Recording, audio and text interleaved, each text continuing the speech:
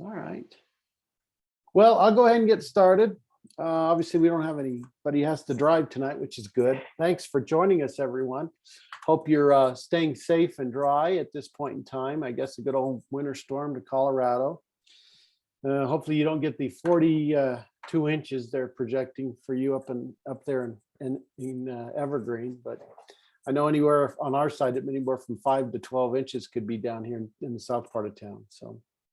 I'm going to just a couple of quick announcements. One, we have the Lone Tree, the city of Lone Tree has Exploring the Light photo contest or photo show. It's the images have been selected. Drop off will be March 28th. If you got elected most or selected most, you know that. We'll know after April 1st, or you will know if you won anything, or that's when there'll be the jurying. And then April 2nd, there's an opening reception at the Lone Tree Arts Center from 5 p.m. to 7 p.m. It's always that is a Saturday, excuse me. And it's always a good time. It's a great center. They always have food. They have a bar. You have to buy your own drinks, but it's always a good event. And then Dawn Wilson, who is the judge, will be there. She usually makes some comments on it. I know most of the judges in the past have been very good about if you're one of the artists and you have a question for her, you want to ask what she did or how she judged your image, you know, if she's got time, you can pull them aside and they'll usually walk back to your image and give you a little bit of a, input on it. So it's a good time to go. And the images will be up until like June 5th. So if you get a chance, go to that. And then upcoming events for the club. We have an exhibition night, April 6th for all the members. If you're a member, you can submit up to, if I get this wrong, you'll let me know, Elaine. I think it's 4 images, any category, any type. And on those, you can seek critique and input from people. I know a lot of folks in the club use that and then fine tune their images for competition nights and things like that. So we'll have that. And then on the 20th of April, it'll be a Zoom meeting only like this. We're having Ed Canal, the Art of Urban Landscape Photography, will be speaking to us via Zoom. He actually is based out of Florida. And that should be a pretty good, interesting topic. He's got check out the meetup page or our website to see more information about him and his bio and so forth. And then our next competition night will be May 4th, and that will be a theme. And I don't think we picked a theme, have we, Elaine? You know what? I thought there was one in the email string. I'd have to look it up. Anyway, we'll send that out. We'll get that out this week or next week for sure. And with that, I don't know if there's anybody on the call have any announcements, anything, winning Powerball numbers, anything you want to share. We're always open for that. Nope. Okay. So I want to introduce Cole Thompson. Cole, thank you for joining us via Zoom. I appreciate that. A little bit about Cole. Cole Thompson is uniquely qualified. Nope. You did it again. I know. Oh, uniquely unqualified, excuse me, to speak on photography. I've never taken a photography class or a workshop. I don't have a degree in art. I've never worked as a photographer. I don't have gallery representation. I'm not a Canon Explorer of Light, and I only have 3 lenses, and none of them are primes. Do I have any qualifications? Just one, my images. Nothing else matters. So with that, Cole, I will turn it over to you. Thanks so much, Bruce. Appreciate it. Thank you, everybody, for having me. I am a black and white fine art photographer, and tonight my presentation is called Why Black and White? But really, truly, this presentation is not about black and white. It's just I'm using that as a vehicle. I love black and white, but it's about something bigger than that. I'm just going to jump into it. Let's see here. Bear with me just 1 second while I get my screen right.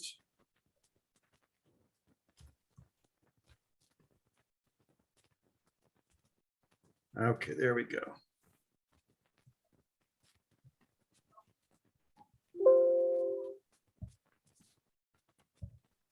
Somebody, Cynthia, I can see you. Give me a thumbs up if you see my screen. Looks Good. good. Okay, great. Why black and white?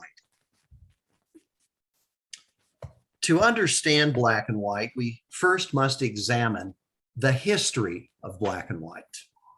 We need to undertake a comparative and historical analysis with an emphasis on the relative intrinsic value of the inherent intermodal causeways of the medium when compared to other artistic disciplines.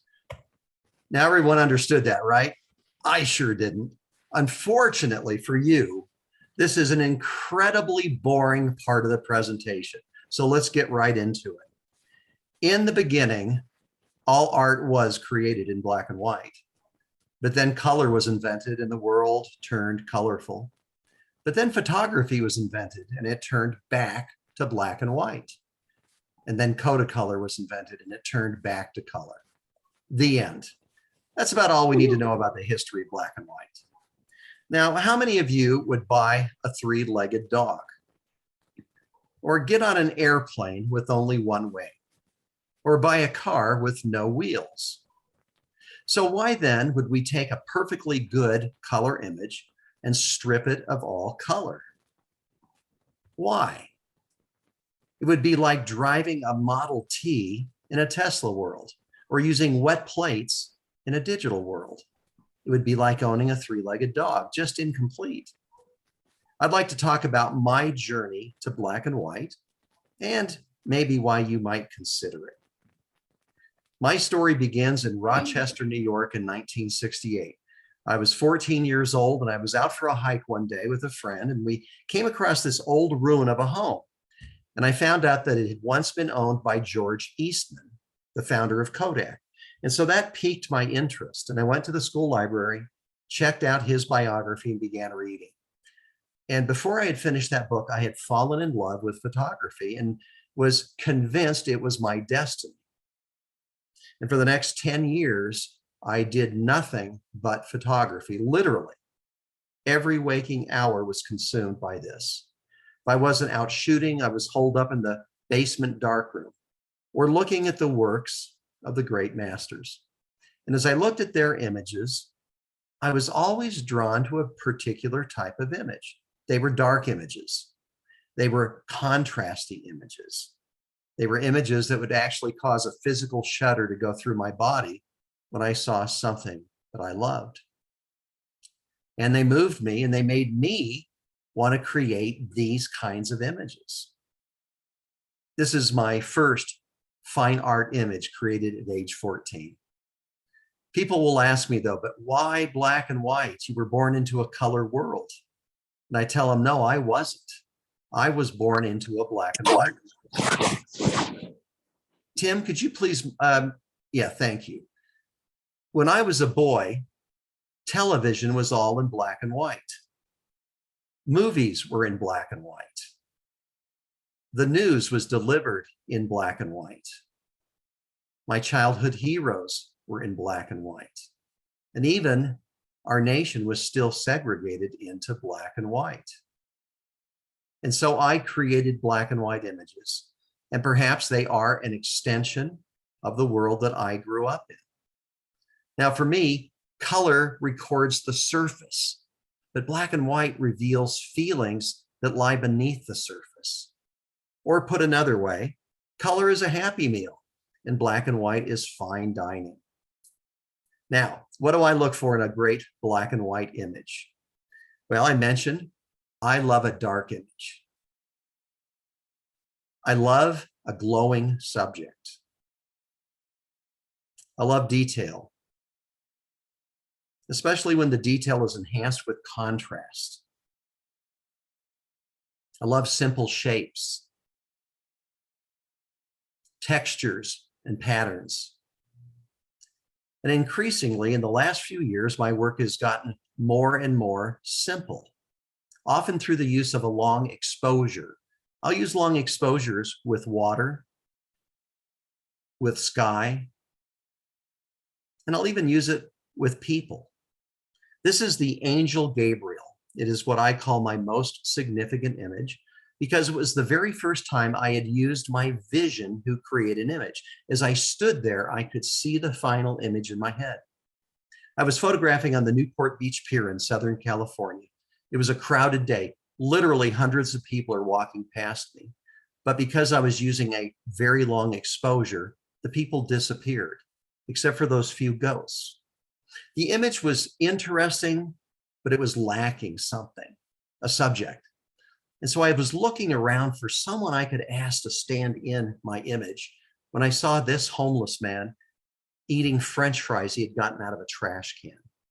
And I approached him and I said, "Hi, would you stand in my photograph? And if you do, I'd be happy to take you to lunch." And I remember him being so wary of my motives, but he finally reluctantly agreed. And he wanted to hold his Bible, and this was the image that I used. Turns out that his name was Gabriel, and so I called the image the Angel Gabriel.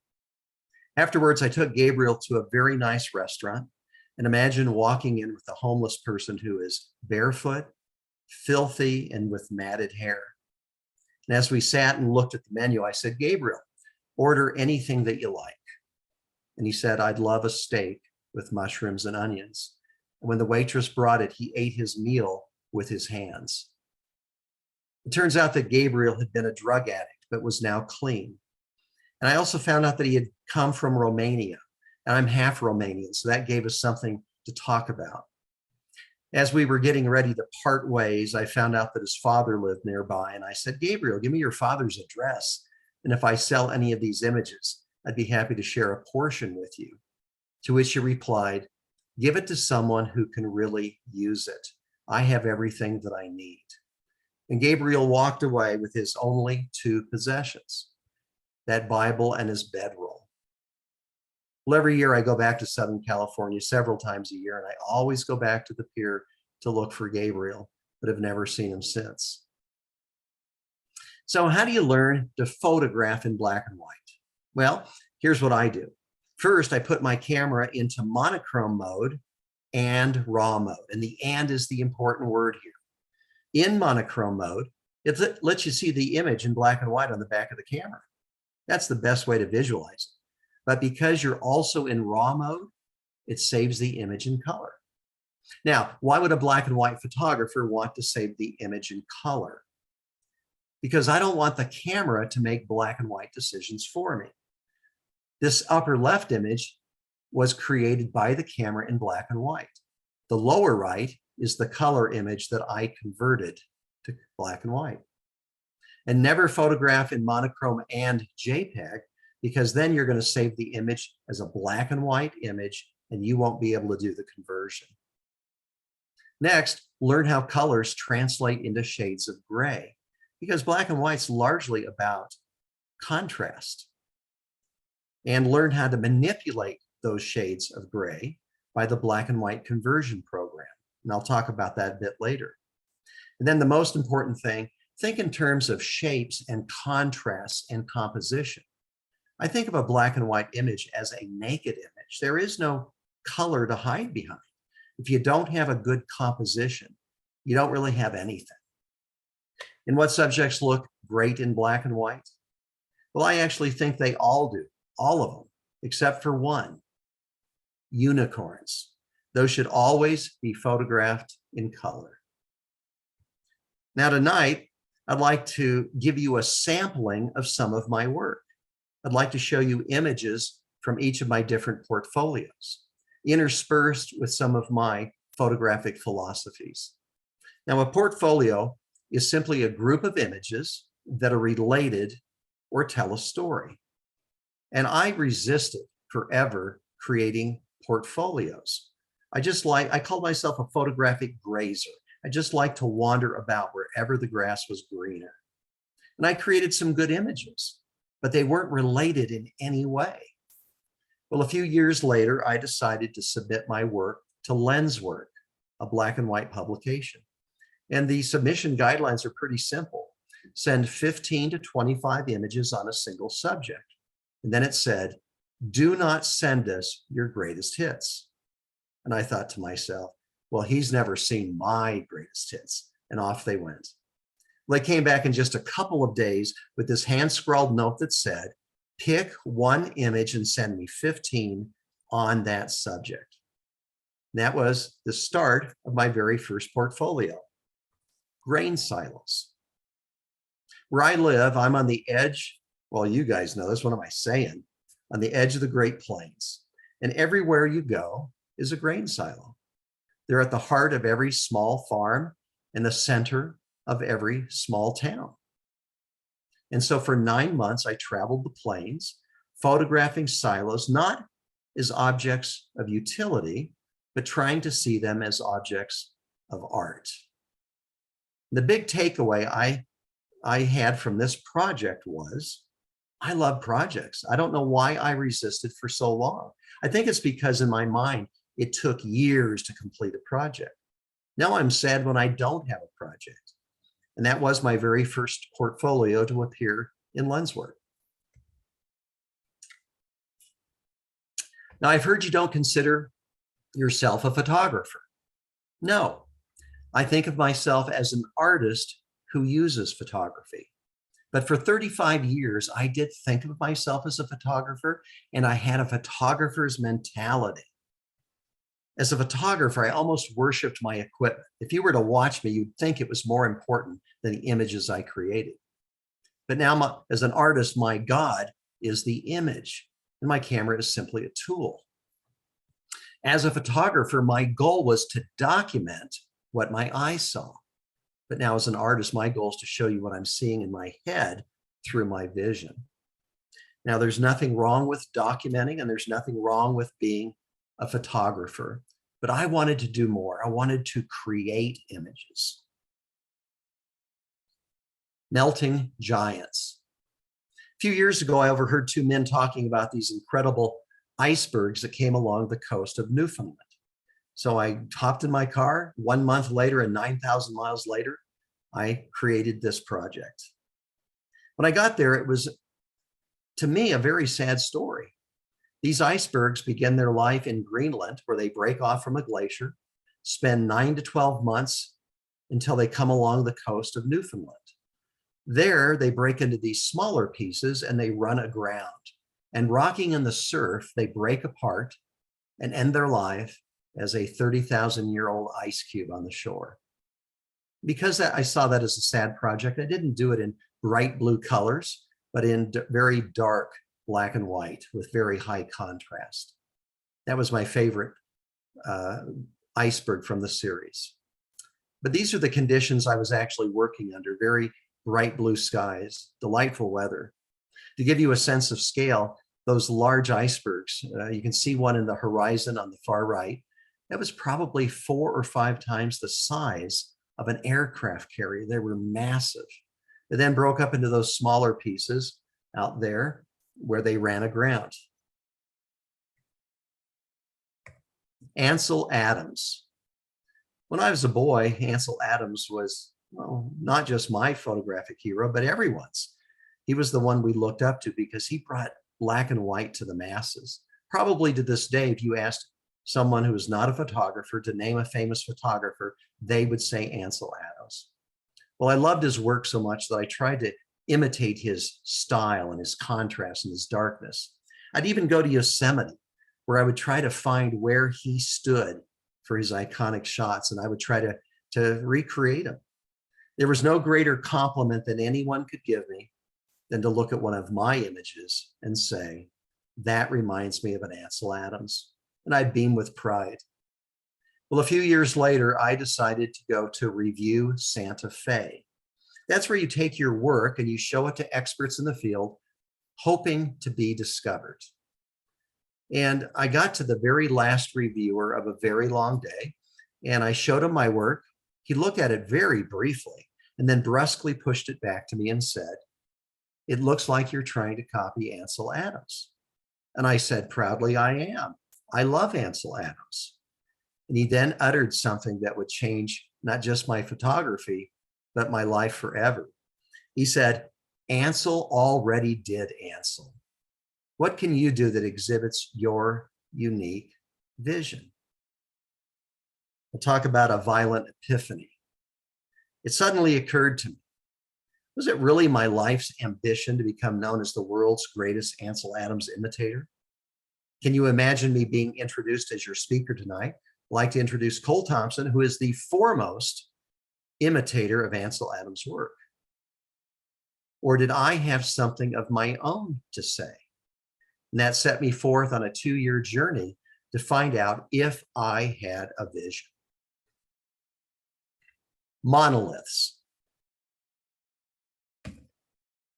Every September, well, prior to COVID, I would go to the Oregon coast and stay at a small town called Bandon, Oregon.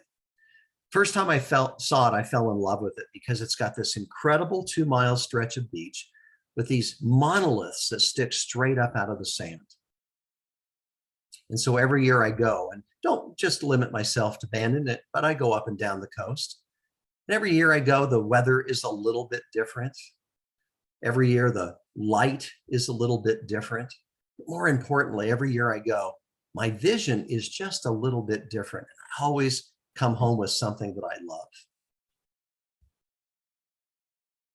So vision, what is it? I'd heard people use the word. I generally understood the context it was being used in, but I didn't really understand it, and I couldn't explain it to someone else. I thought, is it a style that you develop? Is it a look or a technique? Is it a creative talent that you're born with? Is it something that some people have and others do not? Maybe I don't. And it turns out that it's none of those things.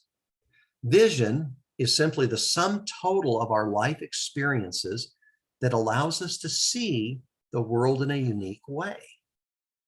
Imagine if you could take everything you had been taught, believed in, experienced, and put that into a blender. And then take that mix and cast lenses that you then saw the world through. And what you see through those life lenses is your vision. It's simply how you see things. Now, vision is not learned or developed. You can't take a course or a workshop on vision, come out with a certificate in your vision, but rather vision has to be discovered. And I use that word discovered purposely because the greatest truth I learned about vision is we all have one. Even those of you who might right now be sitting there saying, I don't, I just don't, because I believe that. I didn't think I had one. But you can't actually not have a vision. It is simply how you see. Why is vision so important? Because it's the difference between an average image and a great image. It's what puts your mark on it. It's what gives it a spark of life. Trees from a train.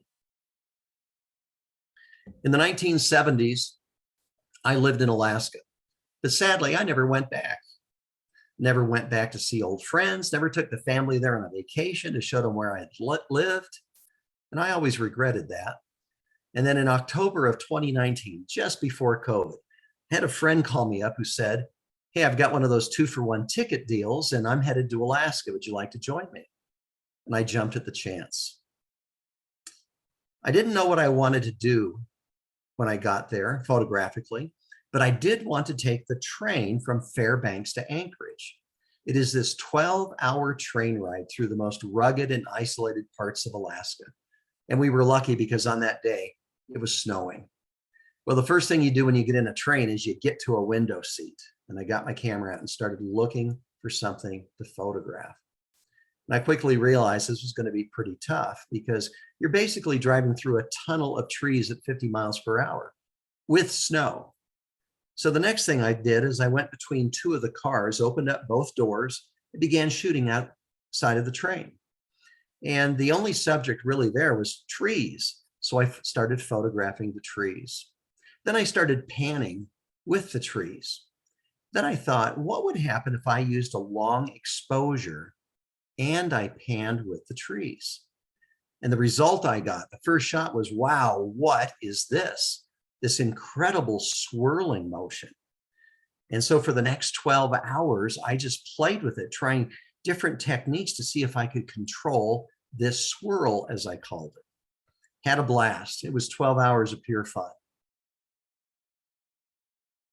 It wasn't until I got home that I really partially understood what was causing the swirl. It was all these motions combined, but the real key was the shutter in my SLR. It's a focal plane shutter. It's a little slit that moves from top to bottom. That combined with the sideways motion created this incredible look. Sometimes I had a 360-degree swirl with the subject in the center remaining intact. And that was on a recent cover of Lenswork. So how did I find my vision? Well, I didn't even understand what vision was, so how could I find it? So I did the most logical thing I could think of in today's world. I Googled it, how to find your vision. And all I could find were articles about, your eyes. So I just came up with 10 steps, 10 ideas that I thought might help me find out if I had a vision. I just had faith that if I did these things, I would learn something. The very first thing I did is I printed out my favorite images, and I divided them into 2 piles. Images that I really, really loved, and everything else. Now that might sound like a simple exercise, but let me tell you why it wasn't simple for me. I had a hard time separating what I loved from what was popular. I might have an image that won contests, sold well, got a lot of likes, but I may not have really loved it. And I had to learn to separate what I loved from what others loved. Next, I analyzed this small stack and I said, what do I love about each image? I did not say, what do they have in common? Because there really was nothing in common. But what did I love about it? Some images I love because of their darkness or because of the long exposure or whatever. And that was important to note because that was my first hint about my vision. Then I committed to never again produce work that I didn't love. If I had been in Bandon and saw the world's greatest sunset, and I don't love sunsets, I wouldn't pursue it. It's what I call creating honest work, staying true to what you love. Next, I practiced photographic celibacy. That is where I don't look at the work of other photographers. Why not? I found that whenever I looked at someone else's work, I was influenced. I was either copying their idea, I was following their technique, I was trying to imitate their look. And I reasoned that if I was going to find my vision, I needed to stop immersing myself in the vision of other people. Next, I had to change my mindset from photographer to artist. That was a hard one because 35 years of thinking like a photographer where manipulating an image was wrong, that was hard to break. The hardest one of all, though, was I had to stop caring what other people thought of my work. I had to learn to create for myself images that I loved.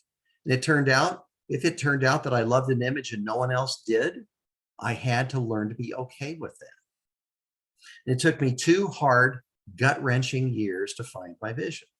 And at times I wanted to give up because I didn't think I was making any progress. It was because I was looking for this very complex answer. But it turned out the answer was very simple. Vision is simply how I see things, how I want them to be, when I ignore all the other noise out there telling me how I should do things. Now, the best way to show you what vision looks like is to show you some before and after images. I'd like to show you what the eye saw versus what my vision saw. Let's start with the Angel Gabriel, since it was the first time I had ever done that.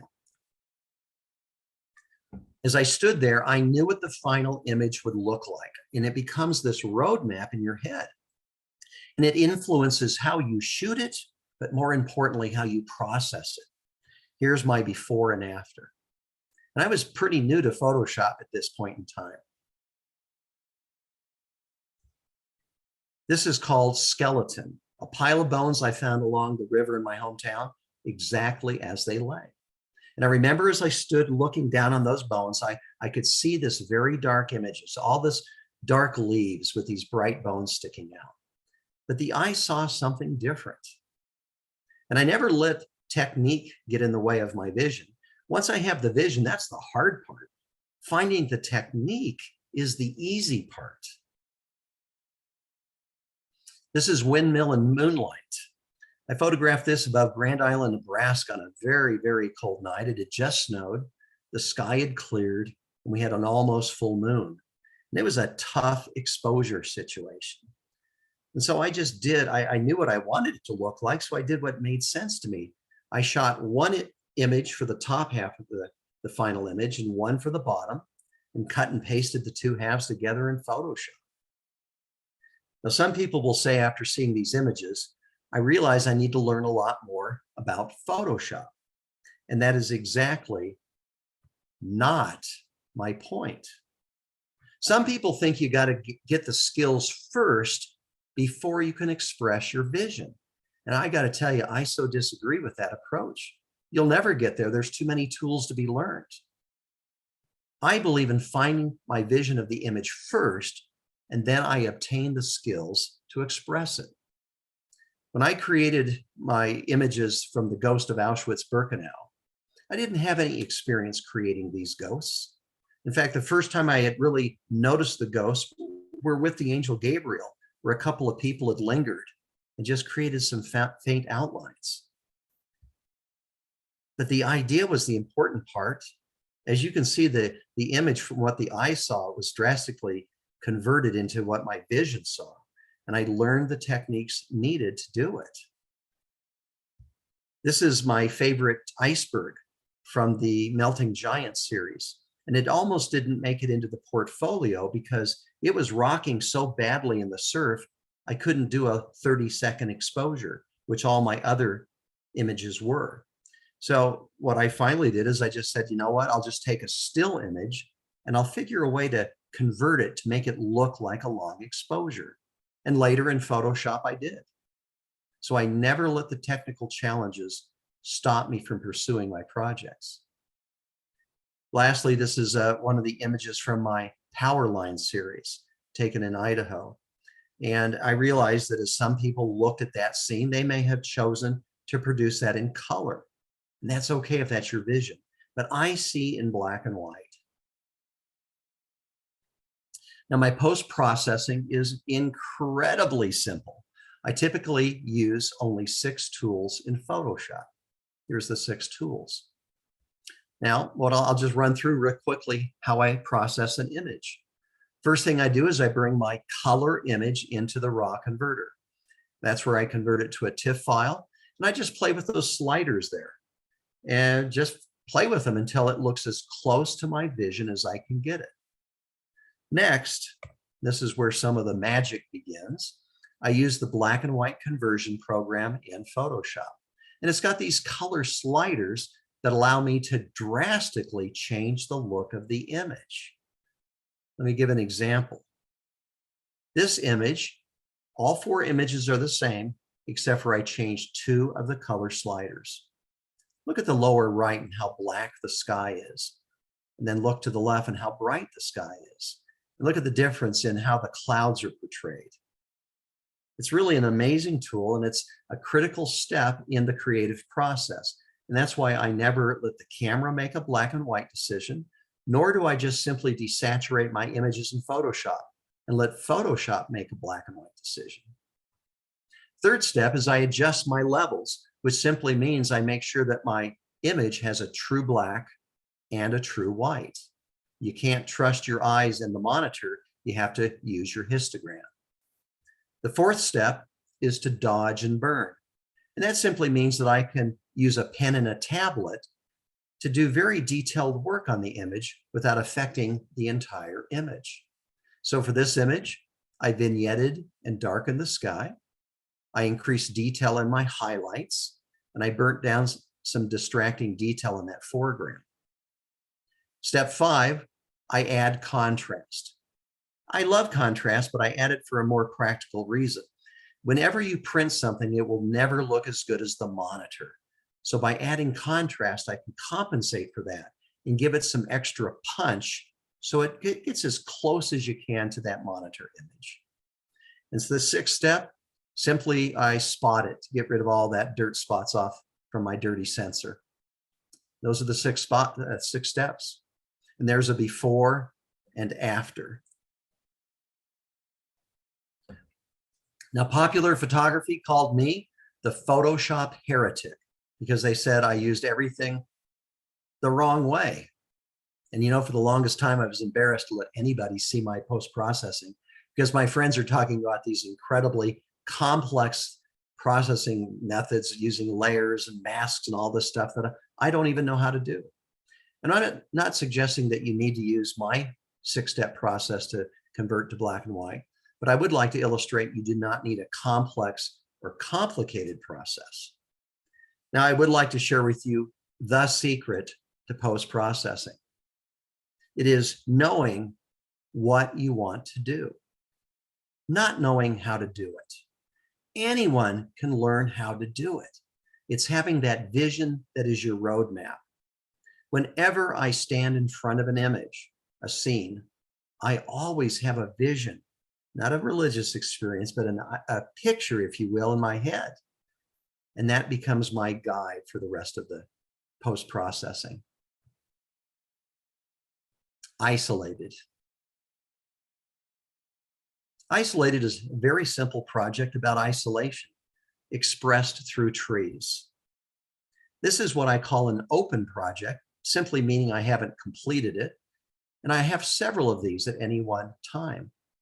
And I love having these open projects because it means no matter where I go in the world, I can usually find an image to include in my new project, in my current running project.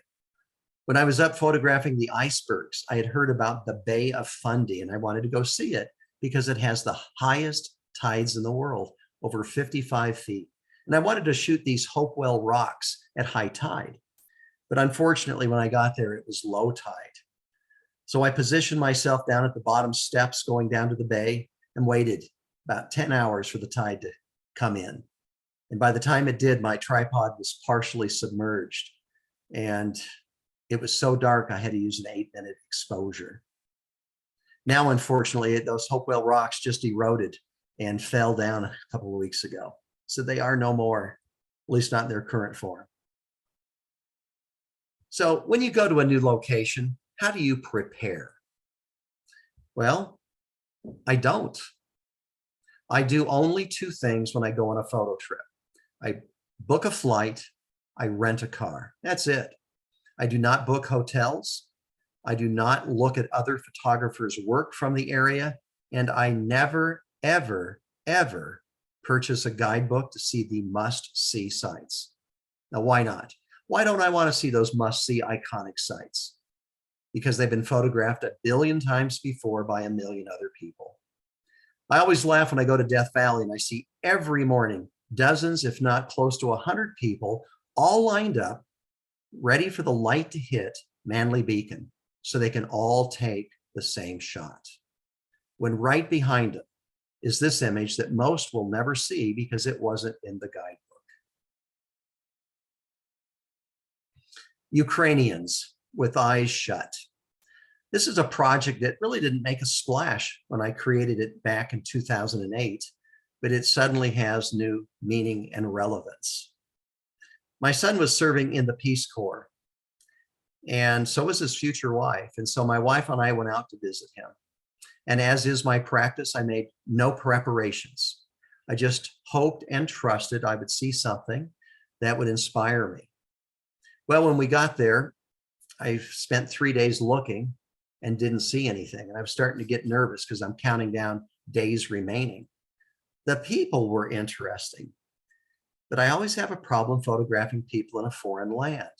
You ask if you can photograph them and they put on a camera face, a mask that only reveals what they want you to see. And I was pondering that problem. I was at a bus stop and I saw this old guy leaning up against the wall. So I approached him and I tapped on my chest and I said, "America." He nodded. I held up my camera. I said, "Photographer." He nodded. I did that universal sign for, "Can I take your picture?" He nodded and I took his picture. Then using sign language, I said, "Stop, close your eyes." And he scrunched his face up as if to say, "What?" And I said it again, "Close your eyes." And I took his picture. And it got rid of the camera face. It got rid of that mask. And so for the next 2 weeks, I just walked around the streets of Ukraine, stopping people and using sign language, asked if I could take their photograph with their eyes shut. And I met a lot of great friends, several of which I still communicate with to this day and hear the terrible things that are happening in their towns. And I don't know, I hope I would have cared about the Ukrainian people just as not much if I hadn't had a connection. But I know with this connection, wow, it makes me feel for them so much. When I was on the streets of Lviv, a little old man shuffled up to us and in very broken English asked what we were doing. And we explained, and then he shuffled away. And a few minutes later, he came shuffling back, this time with a camera in hand, and asked if he could take my photograph. And I said, sure. And he said, with your eyes closed. And he took this picture of me and emailed it to me. And at that moment, I realized how vulnerable you feel when you close your eyes for a stranger on the street, and what great trust those people had to do that for a stranger. Do you dance? I heard this story told by an emergency room physician. He was working one Saturday on the Navajo Indian Reserve when an old man with long gray braided hair came in and stood and just stared off into the distance. Well, the physician grabbed a clipboard and went up to him and said, "Can I help you?" And the old man said nothing. He just continued to stare off into the distance. And the physician, just a little perturbed, said, "Look, I can't help you if you won't talk to me." And the old man turned and looked at him and said, "Do you dance?" And this caught the physician off guard. And he pondered that and wondered if this wasn't maybe a medicine man who believed in healing through song and dance. And he said, "No, I don't. Can you teach me?" And the old man said, "I can teach you to dance, but you're the one who must hear the music." And I thought about that story for two reasons. The first, a few years ago, my wife told me that we were going to start going out dancing and that she had signed us up for a dance class. And how I learned to dance was quite a bit different from how my wife learned. I learned by memorizing the dance steps. I would stare off into the distance and I would count out loud as I went through the steps. 1, 2, 3, 4. 1, 2, 3, 4. And if you can imagine, I was rather stiff and stilted. My wife, however, learned completely differently. She closed her eyes and she listened to the music and she flowed with it. We were quite a contrast. I remember the first time we went out dancing and my wife whispered into my ear, "Are you going to count out loud all night?" It also makes me think of us as photographers. We can learn the technology of photography with our minds, and we love it. The cameras, the gear, the gadgets, the post-processing, the programs. But we must hear the music. Otherwise, we'll be stiff and stilted also. Harbinger. I was on a road trip with my son, Jem, son number 4, on a hot July day out in eastern Utah. And if you've ever photographed with a member of the family who's not a photographer, you know how difficult it is to do a photo trip with them. And we were driving along I-70 when I noticed off to the north these great mud hills right after you cross the state line into Colorado. And I thought, man, I want to photograph those hills. I just loved their symmetry. They were dark mud and there was no life, nothing growing on them. So I said to my son, "We're just going to stop and photograph." And he started moaning and complaining. And he said, "Can I just stay in the truck and watch a movie?" I said, "No, it's way too hot, Jim. You need to come with me." So off we go hiking up to these mud hills. Well, I'm photographing them. And the whole time my son is complaining. "Can we go now? How much longer? You said 10 minutes, 10 minutes ago." And the image was sort of interesting, but it was lacking something, kind of like the Angel Gabriel, it was lacking a subject. And finally, I just got so tired of his complaining. I said, "Fine, we're headed back to the truck." And when we got there, I just looked over my shoulder and I looked at those hills I had been photographing. And there was this single white cloud moving very quickly across the top of those hills. And I could see that in just a couple of moments, it would be centered on the two mud hills I had been photographing. So I yelled to him, we're going back. And we ran back up the hill, got the tripod set up, got the camera on it. And I got one image, one shot. And I always name my images the first words that come to mind. And I called this image Harbinger, which means an omen of things to come. And I loved it. And people would say, hey, are you going to do a portfolio of harbingers? And I'd just chuckle. I'd say, what are the chances? But you know, when you become aware of something and you start looking, you start seeing them. Not everywhere, but frequently. This is above Mount Whitney, above Tongariki and Easter Islands,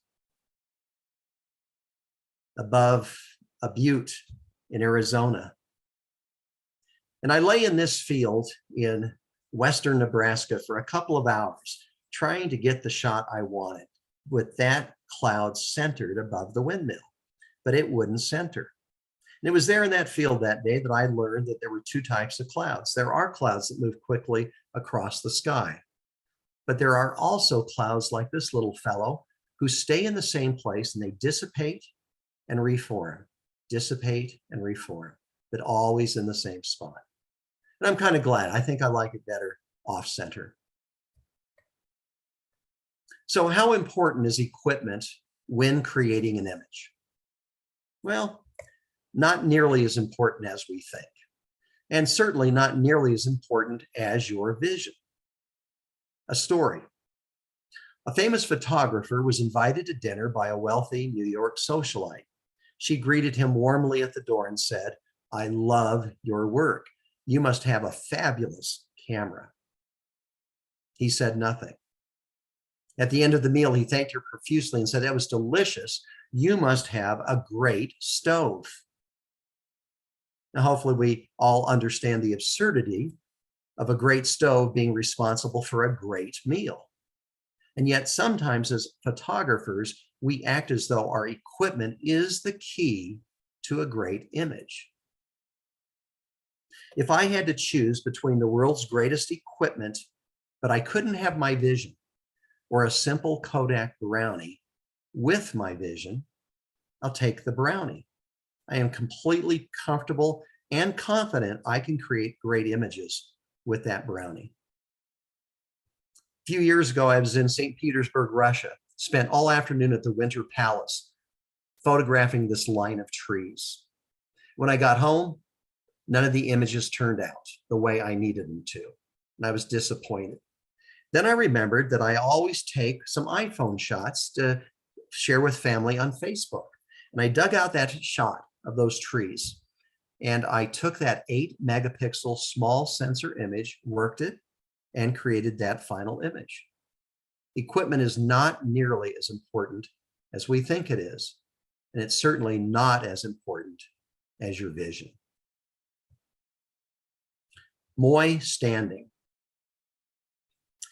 When I was 17, I read the books by Thor Heyerdahl. They were great adventure books, but the one I fell in love with was Aku Aku. It was the story of his adventure to Easter Island. And he talks about the great secret of Easter Island.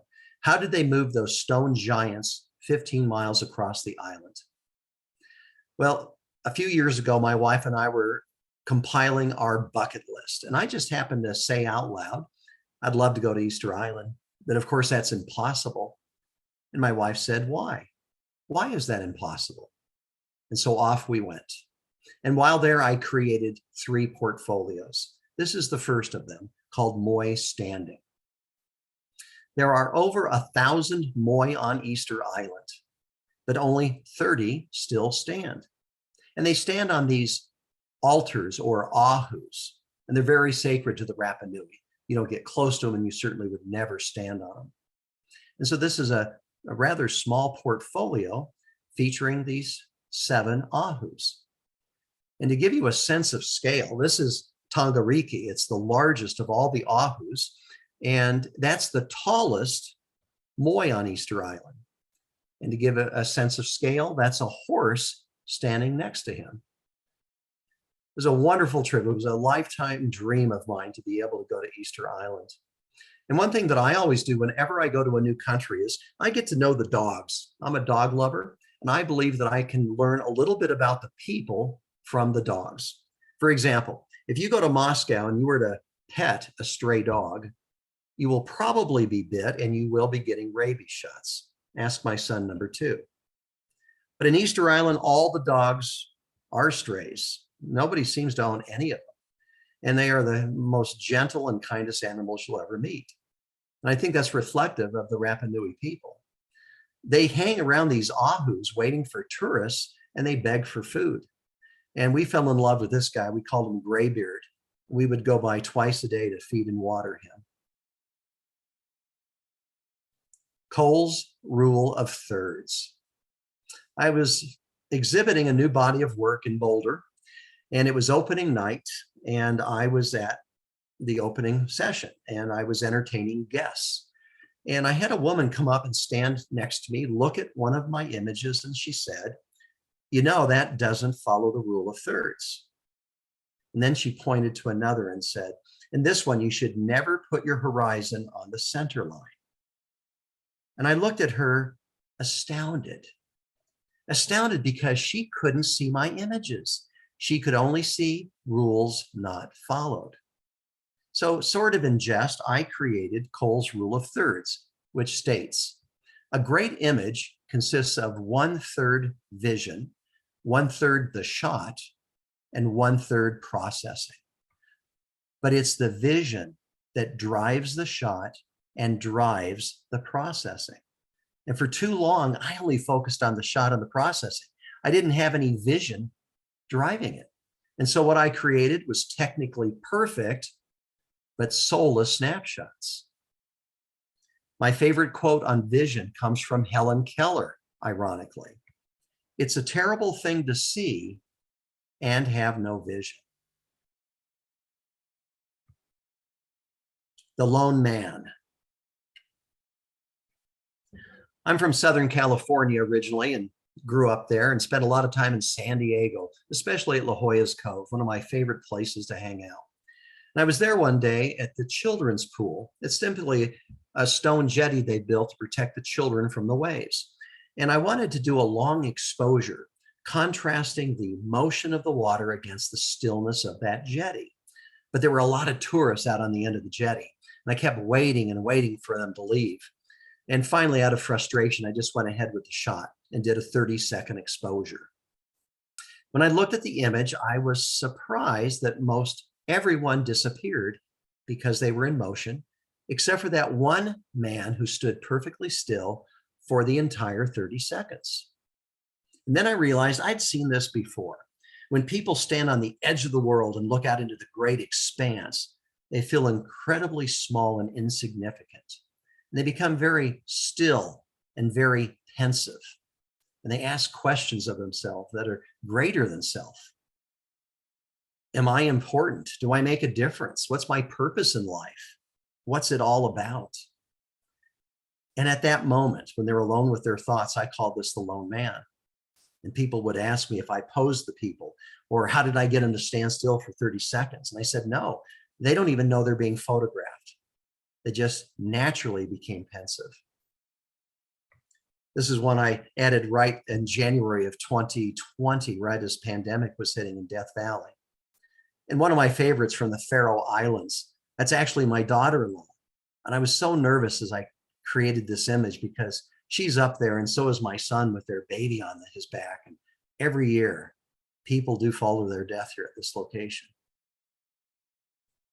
A lot of my friends love to engage in these very deep and esoteric discussions, such as what is art and what is fine art. And I wanted to weigh in with my thoughts. Who cares?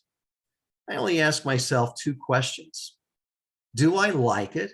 And would it look good on my wall? A few years ago, I had a high school senior call me up from my little town and said, hey, would you take my high school senior portrait? And I was about to tell her, sorry, I'm not that type of photographer, when she said something that caught my interest. She said, I'd like to do something different, something unique that no one else has ever done. And so I agreed, and we created this image, called it Ingrid Surrounded. And a friend of mine who's got an MFA in art said to me, well, you know, Cole, that really isn't a fine art image. And I said, Russ, I never claimed that it was, but pray tell, why not? I thought maybe there was a cow rule I didn't understand. And he said, because everyone knows that in a fine art image, the subject never smiles. And I thought, how silly and how pompous. I say create whatever you love, no matter what it's called or what others think of it. Sometimes others don't understand or like my work, and that's okay. I don't create it for them. At least I shouldn't. And here I'm going to embarrass myself by giving you an example of a project that I didn't pursue for 17 years because I didn't think it was a proper art project. Power lines. I created my first power line image in San Francisco 17 years ago, but not thinking it an appropriate subject, I let it lie. Then about 5 years ago, I added this image from Minneapolis. And then recently, I just realized, you know what? I really enjoy these power lines. And the great thing is they're everywhere. I don't have to go to a far away place to photograph them. And so I've just been actively pursuing this project here this last year, especially during COVID. And in fact, in the middle of COVID, where I didn't want to be around people, I went down to the middle of New Mexico in the middle of nowhere and created this edition. No one's ever been able to guess what that is. What it actually is a power plant just over the hill that I used a long exposure with. And I photographed that thing probably 100 times, trying to get that smoke just how I wanted it, but the wind would always come and blow it away. Finally, I got the exact look that I loved. So how do I pick a subject for my portfolios? Well, the truth is I don't. It picks me. I used to keep a list of ideas in my breast pocket. Always had a new idea I would add to the list until I realized that I had never once completed a project on that list. Every one of my projects have come out of a moment of inspiration that caught me up in this passion for the project. And I'd like to tell you about one such project called ceiling lamps. I was in a hotel in Akron, Ohio, checking out when I happened to look at the ceiling in the lobby and saw this ceiling lamp. And I don't know why, at that day, at that moment, it struck me. And I pushed the table out of the lobby and I laid on the floor and just looked at that lamp. Then I started photographing it. And I started doing that everywhere. These weren't shot from the side, so they were recognizable as lamps, but always shot from straight below. And I really had a lot of fun with this project because once you see them, you start going, everywhere you go, you start looking at the ceiling. It's just a fascinating project. And I started combining them in different manners and different ways and just had fun with it. And then when I was in Moscow in the subways, I saw these 3 great Soviet era ceiling lamps to add to the collection. So people ask me from time to time, why do you create? Why do you do what you do?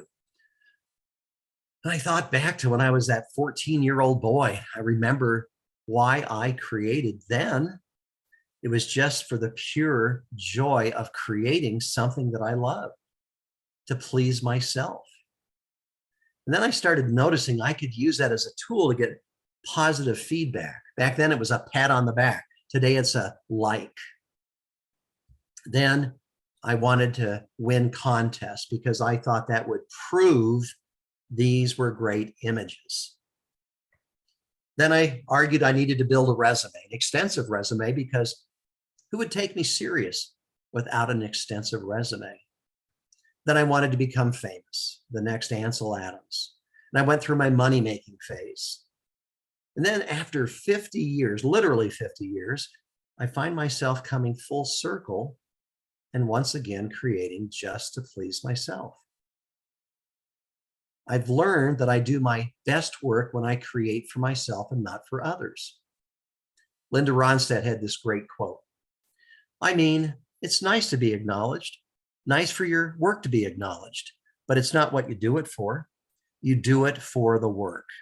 And if you're doing it for the prizes, you're in big trouble. The Dunes of Nude. Every January, I go to Death Valley. I've been doing that for, well, ever since in 1968, minus a few years back then, for a long time. And nowadays, I'm always on the dunes, especially at the beginning of the day and the end of the day, because the sun is very low, the shadows are very long, and that contrast is just absolutely amazing. Even during the middle of the day when they don't have these shadows, I still find myself just drawn there. I'll sometimes just go and lay in the sand and think or listen to a book on tape. And every year I come home with something to add to this project. It's probably the largest project that I've got. So what photographic rules should you follow? None, unless you want to create average images that look just like everyone else's who are following the same rules. You remember paint by number? We were promised if we follow the rules, follow the numbers, right? Get that right paint into the right numbers, that we could create a masterpiece. Well, maybe not a masterpiece, but a competent imitation. You don't create a masterpiece by following the numbers or by following the rules. At best, all you'll produce is a crude imitation. Ansel Adams said, "The so-called rules of composition are, in my opinion, invalid, irrelevant, immaterial." And an ex-Ansel Adams imitator stated, "There are no need for rules when you have found your vision." Lenny, a portrait of breast cancer. Lenny was a customer of mine. She had purchased a copy of the Angel Gabriel. And about a year later, Lenny calls me up and says, "I've got breast cancer. I've had a mastectomy, and I want you to photograph me." And of course, my reaction was, "Oh, Lenny, I'm just so sorry to hear that." But then I explained I really wasn't that kind of photographer. I had no portrait skills, no lighting equipment, nothing. And she goes, "It'll be fine. I want you to do it." I said, "Lenny, look, let me give you the name of this woman I know who specializes in this type of work." And she says, "No, I want you to do it." She was insistent that this work be done and shown to others, and was insistent that I do it. So off I went to Grand Junction to see Lenny. I found her to be beautiful and dignified, but it was a very uncomfortable subject, uncomfortable for me, and I can't imagine for Lenny. I knew how I wanted to portray her, though. My vision did work, even with a project I was uncomfortable with and had no experience with. And all through the shoot, I wanted to ask Lenny this one question, but I was afraid to ask it and afraid it would ruin the mood of the shoot. But finally, as we were nearing the end, I summoned up my courage and I said, "Lenny, what's your prognosis?" This is in July. And she said, "I'll be dead by Christmas." That was 14 years ago. And Lenny's still with us. Lenny got into an experimental treatment program in Texas.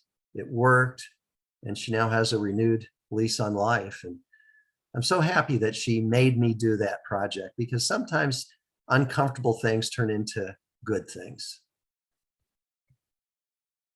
Don't know if you ever experienced this, but people are always telling me what I should do with my images. They're sometimes a little bit polite about it, and they'll say things like, "Well, if this were my image, here's what I would do." I say, don't follow other people's advice, not about your vision. When I created the Angel Gabriel, I was so excited because I had a vision and I executed it. And so I showed it to my mentor. First words out of her mouth were, "Cole, do not center the subject. I'm always telling you this. Don't center the subject." Now, of course, I'm in a quandary now. I've got my vision telling me one thing and my expert mentor telling me another. So I went home and I tried cropping it differently. And I hated it. I hate it to this day. I don't like looking at it. She may have done it this way, but it was my vision and my image. This is how I saw it. There are no experts when it comes to your vision. Another story.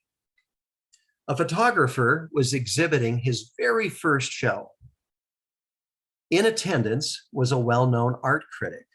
He approached the photographer and said, "Would you like to hear my opinion about your work?" "Sure," said the photographer, "let's hear it." "It's worthless," said the art critic. "I know," said the photographer, "but let's hear it anyway." You are the only expert when it comes to your vision. And don't ask others what you should do with your images. People are always sending me an image and saying, "Cole, what should I do with this image?" And I say, look, if I were to tell you what I would do and you followed it and you kept following my advice, soon your images would begin to look like mine. And you don't want that. Confucius say, "They who walk in another's footsteps never finds their own path." Moy, sitting for portrait. This is the third portfolio that I created at Easter Island. Getting to Easter Island is not easy. It's not for the faint of wallet. They call it the most isolated, inhabited place on earth. We flew from Denver to Toronto to Santiago and then out to Easter Island. And on that long flight, I had a dream. I dreamt that the Moy were actually alive, and I had brought 2 stands and a big giant roll of backdrop paper, and I had set up an outdoor studio. Then I went from Moy to Moy, inviting them to come and sit for a portrait. What I hadn't appreciated was that the Moy had been so poorly treated in the past by outsiders that they were reluctant, and most wouldn't commit. Some said no. Some said they were too old or too frail. Others told me they didn't want to run into other clan members whom they had a dispute with. So after issuing the invitations, I didn't know if anyone would show up. And on the day and hour, at first, no one did show up. But then slowly, some of the younger Moy came and sat for a portrait. And as word got out, more and more of the Moy came and sat. Well, I woke up from that dream, told my wife about it, and then I said to her, "You know what? I'm going to do it. I'm going to invite the Moy to come sit for a portrait." And I did invite them. And they did come. Now, of course, the Moy didn't come to me, but rather I would photograph the Moy whenever a cloud would come over. I wanted them to be in shadow. Then I outlined them and put them onto a digital backdrop I had created. Now, the reason I wanted to photograph them in cloud cover is because I would dodge up highlights on them, making it look like they sat under studio lighting. Again, a skill I've got. I don't know studio lighting and I don't know how to do that, but I learned the vision was the important thing. I had a great time with these guys. They are great people. Vision blockers. I mentioned earlier, the most important truth I learned about vision is that we all have one. You cannot not have a vision. I believe we're all born with incredible creativity and vision until we start listening to other people, well-meaning people, who tell us how we're supposed to create our art. I went back and looked at my photographs from age 14 to 17, and I realized I really do think I had a vision back then. But then I started wearing vision blockers. They're kind of like those blue blocker sunglasses we used to see ads for. Blue blockers would block out the blue, but vision blockers, they block out our vision. Every time I listened to others, those vision blockers got a little darker. Every time I cared what others thought of my work, they got darker still. Conformed or followed the rules. Created to earn likes or to win contests. Tried to please others until my vision blockers got so dark I had completely lost touch with it. And over time, I forgot I ever had one. To find my vision again, I had to learn to let go of my vision blockers. And once I did that, my vision was able to emerge again because I didn't care how I was supposed to do it. I didn't follow the rules. I didn't listen to others. I created what I loved. I became free to create whatever I wanted and however I wanted. Vision is what's left over when you remove all your fears and your insecurities. When you stop complying and conforming. When you ignore what others are doing and you pursue what you love. There's great power in creating just for yourself and not caring what others think of your work. The Farrell Islands. I was watching the TV show Shetland, love that show, but I found myself always looking past the actors at their coastline and just fell in love with the Shetlands and decided I was going to go there. But I had absolutely no idea where it was at. So I get on Google Maps, find it, and then become distracted by the Farrell Islands, a group of 17 islands out in the absolute middle of nowhere. And so off I went for a month. The Faroes is absolutely my favorite place to be on earth. It is sparsely populated. It is rugged. It's a black and white photographer's dream, but it's also a color photographer's dream. In some ways, you feel like you're in the 1700s because the houses have sod roofs and these old stone walls everywhere. And then in a moment, you're taking an undersea tunnel connecting two islands and you feel like you're in the 21st century. What a contrast. They have the only underground roundabout in the world, undersea roundabout. It's just an amazing contrast of ideas and everything. Every day I would come out of the tunnel and I would see this view and I just fell in love with it. Must have photographed it 50 times until I just got the image that I really, really loved. So how long do projects take? Well, I used to think they took years. And that's, I think, why I avoided them so much. But the truth is, they just take as long as they take. I've been working on the Dunes of Nude for over 20 years. I did the grain silos in 9 months. I did the trees from a train in 12 hours. And now I'd like to show you a project I created in 2 hours. The Ghost of Auschwitz-Birkenau. When my son was serving in the Peace Corps in Ukraine, we had a couple of extra days, so we decided to go next door to Poland. Took the train right over there. And we stayed at the city square in Krakow. We were talking about what to do with our extra time, and I knew the death camps were nearby, but I didn't want to go. I am very sensitive to sad stories and sad movies, and I avoid them. And I sure didn't want to go to a place called a death camp. But the family outvoted me, and off we went. We took a tour bus, and on the way over, I thought about where I was going. And I thought, if there is a sacred place on earth, this surely must be one of them. And so I decided I would not photograph there. I thought it would perhaps be sacrilegious or maybe just disrespectful. Well, as I got off the bus, I asked the driver if I could leave my gear on board, and he said no, he wouldn't be responsible. So fortunately, I began the tour with my gear in hand. The tour begins by showing you this book. On the left is this beautiful black and white photo. I mean, this guy was skilled and he took pride in his work. And on the right, a description about everything about the person. And so in the first 5 minutes of this tour, my head is spinning. Why are they so carefully documenting someone that they're either going to outright kill or work to death? Why? Then they took you into the room with the iconic piles, the pile of glasses, the pile of human hair used to stuff mattresses and pillows, and the one that got to me, the pile of human bridge work yanked from the mouths of the dead. Now, I'm not claustrophobic, but in that moment, I just could not breathe. And I signaled to my family that I was going outside and they should continue the tour. And once outside, I just walked so slowly, looking down at my feet, trying to catch my breath.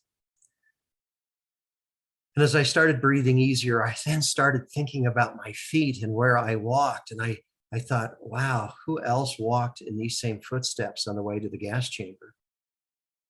And then I just started wondering metaphorically, I wonder if the spirits of those who lived and died at Auschwitz-Birkenau still linger.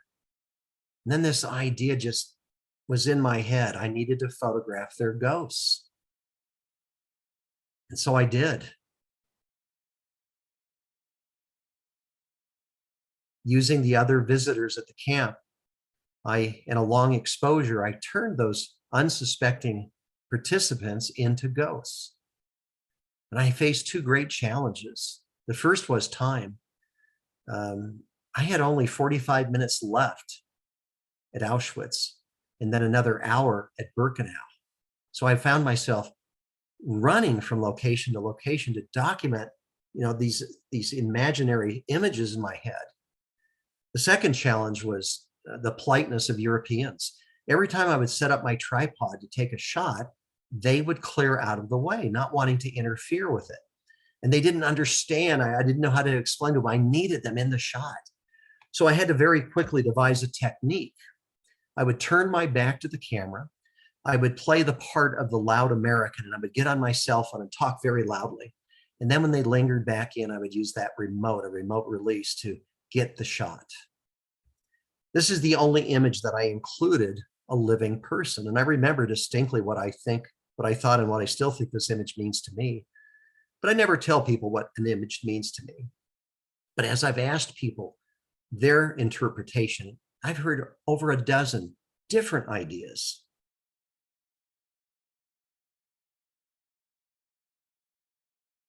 And the gas chamber with the ghost escaping.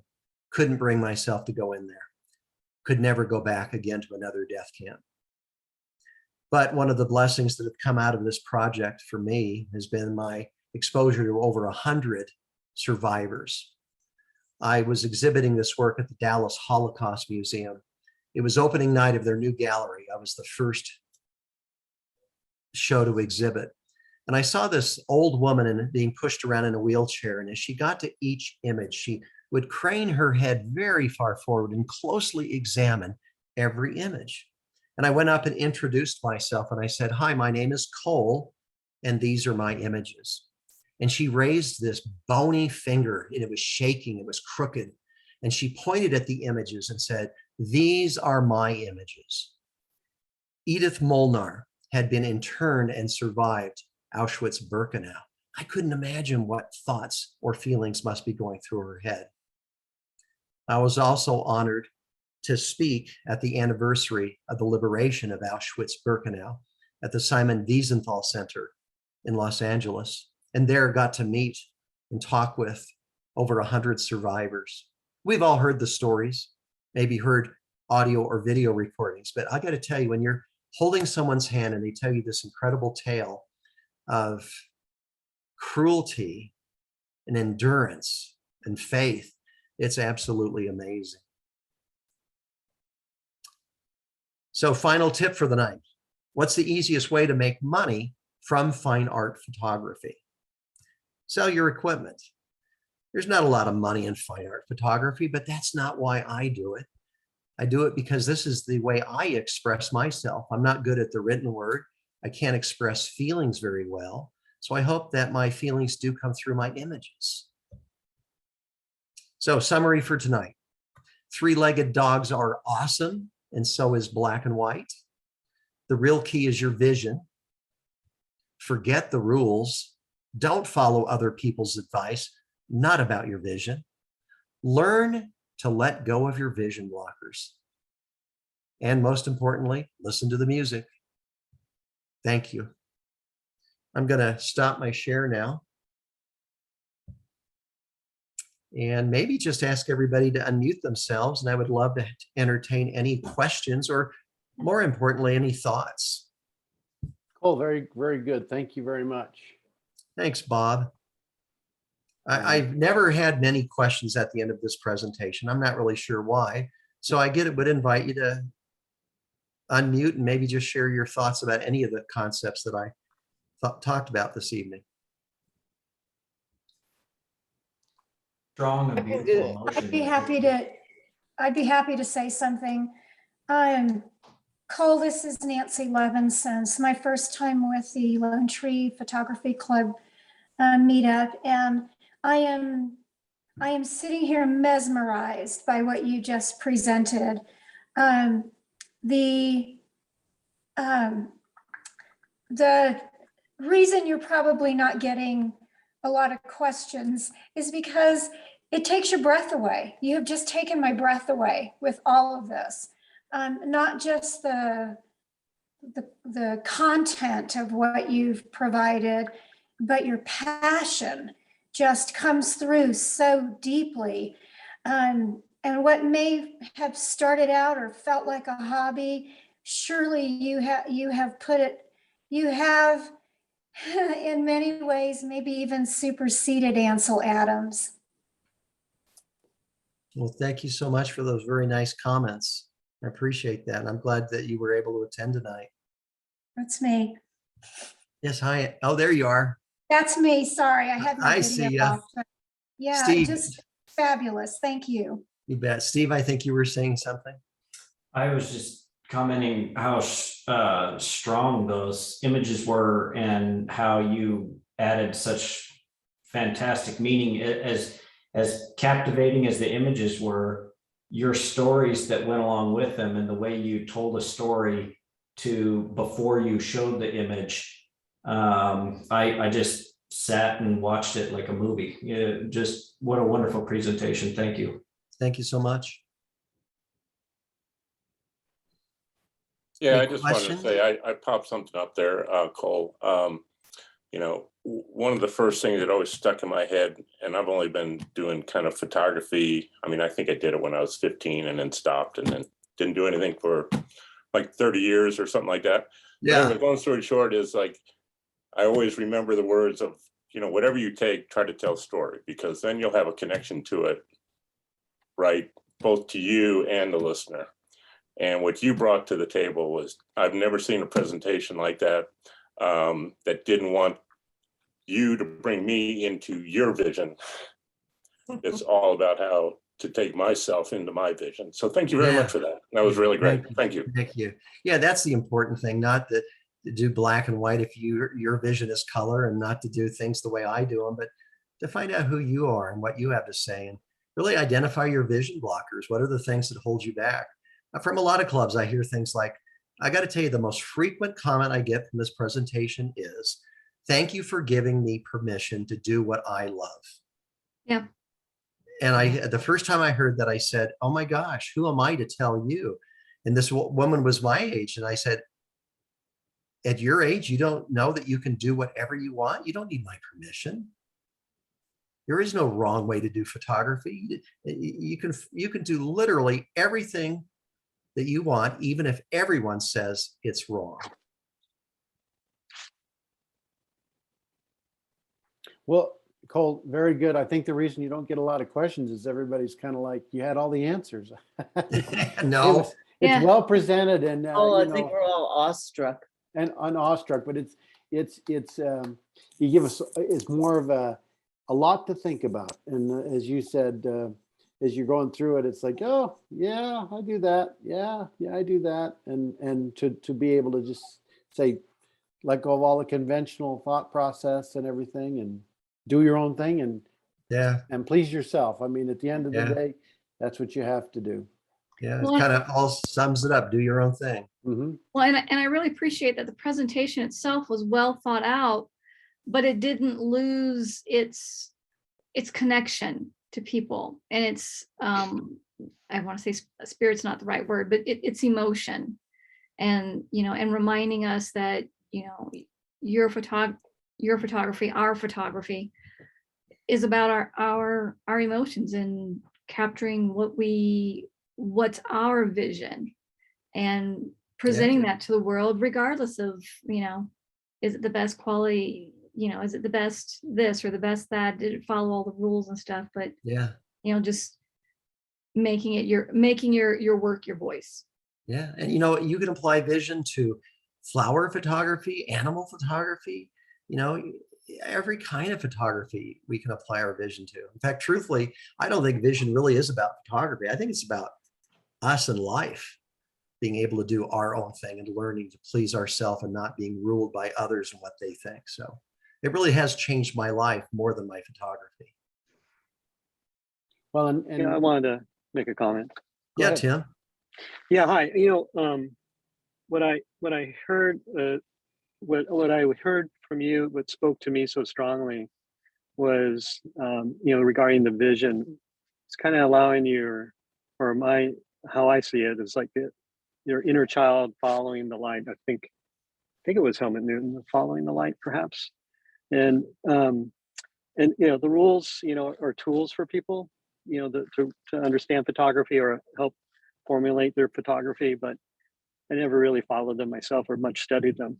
But what I was hearing from you is like just validation to go ahead and pursue and see execute your vision and express yourself through that medium of photography, especially, if you can't write, you're not really strong as a writer or any other ways to communicate. And we're so fortunate at this day and age with digital media. We have channels that we didn't have before. We have digital walls, so we can communicate and express ourselves. So, but hearing from you, it kind of gave us, it validated that. So it was really good. It's a presentation I haven't heard before, and I really appreciate that. So fantastic. Thanks, Thank you Tim. so much. And I like your analogy about being, like a child, because I think it was Picasso had a quote talking about that. The real challenge is to stay childlike and keep that childlike creativity. We are lucky when we're children that we just create what we love. And I don't know where that comes from, but then, like I say, well-meaning teachers get in there and parents who give praise for this type of work and, a frown for this kind of work. And we start getting channeled and we start wanting to please others. And well, I appreciate your time. I like to, Bob, did you want to say something? Well, actually, hey, this is Theo, first time joining, but I noticed a lot of the stories that you told were, I apologize, Bob. A lot of the stories that you told about your trips involved other people, whether it was your wife, your kids, potentially friends that you were with. How does bringing other people with you on your kind of photography adventures impact your creative vision, or does it really at all? Oh yeah, I don't do well with other people. I'm No. always worrying. I'm worrying I'm spending too long. My wife's going to get mad. I'm taking too long. I usually go to places by myself, and I don't even like another photographer with me. I don't ever want to be concerned about, really, when I go on these trips, I think only one thing, and that's photography. That's what I love about getting away. I don't go to them for their majestic sites or the must-see sites. I get up there so I can put every thought out of my head except for one, creating.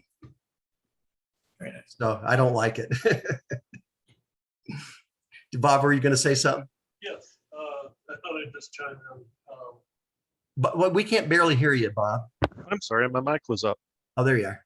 Much better. Thank you. I thought I'd just chime in because I kind of joined this as I saw it today and thought, hey, that's, I should get more involved.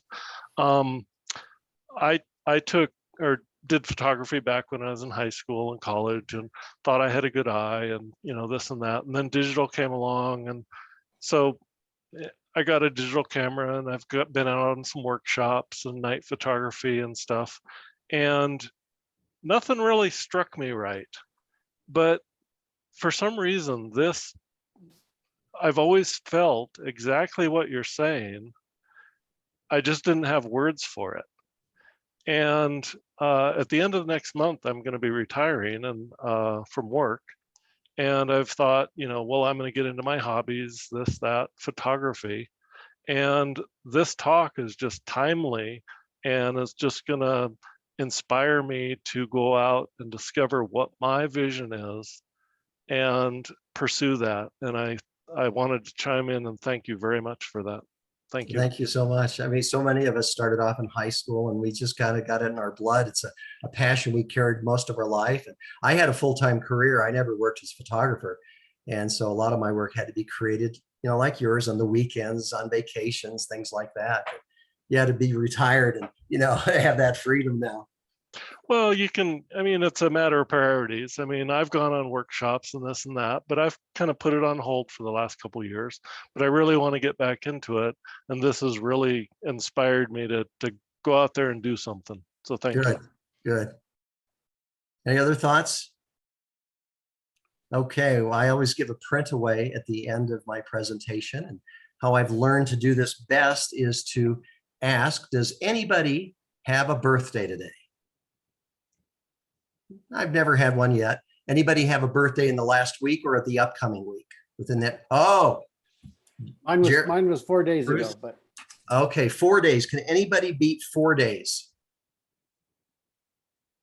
You're the winner of a copy of the Angel Gabriel. thank you.